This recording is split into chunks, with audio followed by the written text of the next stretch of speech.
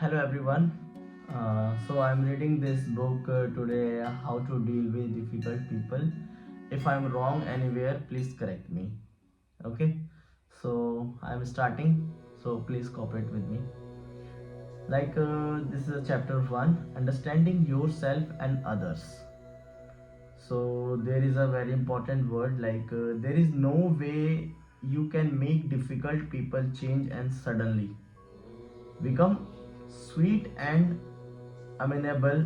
Such change can only take place when the individuals concerned desire it and work toward it. So, if you cannot change them, the only thing to do is to change your own reaction to them. After all, you are the one who gets hurt and upset, while they themselves simply blunder on in their own way. All communication consists of reaction and counter reaction. Reaction and counter reaction. That is a big word. So, by changing your reaction both inwardly and on the surface, you will in fact make these difficult people counter react differently, even if only temporary. Correct? Even if this does not help you to eliminate completely any problems that arise, it will diffuse most situations and therefore make them far easier to deal with. Sometimes you will have to be quite skillful in the way you handle difficult people. While you can let yourself go and shout at a brother or sister, you are likely to get into trouble if you react in the same way to your boss. Even with members of your family, however, shouting is not a very good way. Yes, we know shouting is not a very good way to handle trying situation, but at least you would not lose your job. Each of us reacts in a difficult way to such awkward people because each of us has a different starting point. Correct. Everyone has a different starting point. So I noticed this word. No two individuals have the same view of themselves. One may be calm, say, correct. One may be calm and composed, another overconfident, while a third may have very low self esteem.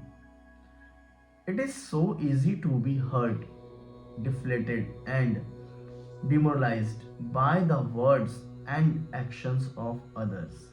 Indeed, this is what they rely on and what gives them their power. But if you allow them to to you get to you, all all you are doing is letting them win, and that is not good for you nor for their next unfortunate victim. The way no overcome the difficulties that arise is to be more clever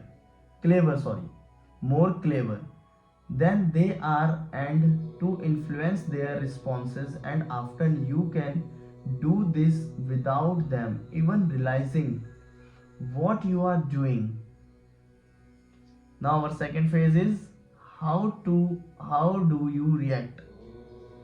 How do you react? Perhaps it would be a good idea to look first at your own reactions to people. The instinctive retort, while often an understandable reaction, is not always the best one from any point of view. Difficult people are so used to employing a particular set of tactics that you are likely to fall right into their trap and enable them to play their final trump card. As far as you are concerned, you are likely to end up feeling angry, frustrated, and disappointed in yourself. Better by far to take time to think before you react. That is a major factor. Better by far to take time to think before you react. And better still if you have worked out your strategy in advance. If you know that you are dealing with someone who is always difficult and who react everyone in the same way, do try not to take personally the way he speak to you. It is not really you. Yes, exactly. It's not really me who is being attacked. This person's attitude would be the same whoever was at the receiving end. This does not execute the behavior in any way, but it might help to reduce your own feelings of inadequacy. Ask yourself what sort of reaction you have to a difficult person you know. Do you respond extremely negatively? What? If so, for what reason? Stop and think reasonably of what your course of action should be. Simply blowing up and having a fierce verbal battle achieves nothing. All it does is bring you down to the level of the person causing all the difficulties. You can choose how to react and respond to people. Working through this book will help you understand the choices available to you and to decide which one is best and most appropriate in a particular case. You will be able to build on your inherent strength and hopefully minimize your weakness so that you do not allow yourself to be triggered into a response that gets you now gets you nowhere and leaves you feelings drained and disappointed in yourself. All this does not mean that you have to become a yes person or to give in to those who are trying to influence the way you behave. It does not even mean that you are not allowed to be angry.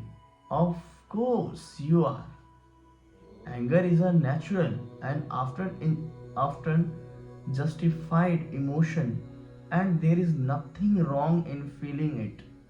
What's important is how you deal with it and express it. There is a world of difference between flying into a screaming range and telling the other person in calm, controlled manner, I feel angry about that. The latter is the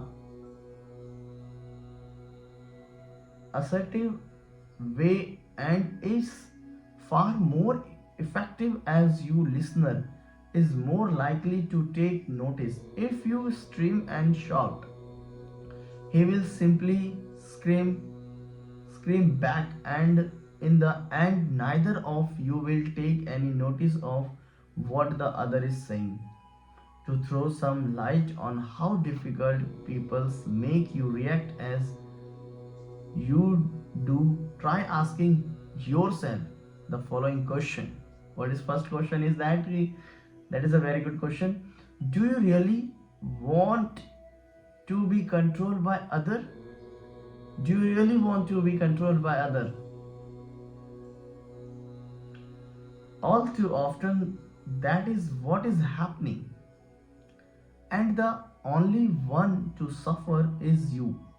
The difficult person will carry on happily, convinced that he has won once again.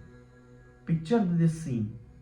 Tom is driving steadily along the main road out of town when another vehicle overtakes him on the approach to a bank, and because of oncoming traffic is forced to cut in immediately in front of him. Tom, who has naturally had a shock, is furious. He goes scarlet with rage, bangs his steering wheel with his fist, and calls the other driver every bad name he can think of. The rest of his journey is ruined because he is fuming about what happened and what could have happened. His concentration lapses and his own driving suffers as a consequence. This makes other people sound their horns at him, which does nothing at all to improve his humor. No one is saying that Tom was not right to be angry. He did nothing wrong. The fault was entirely the other driver's, and had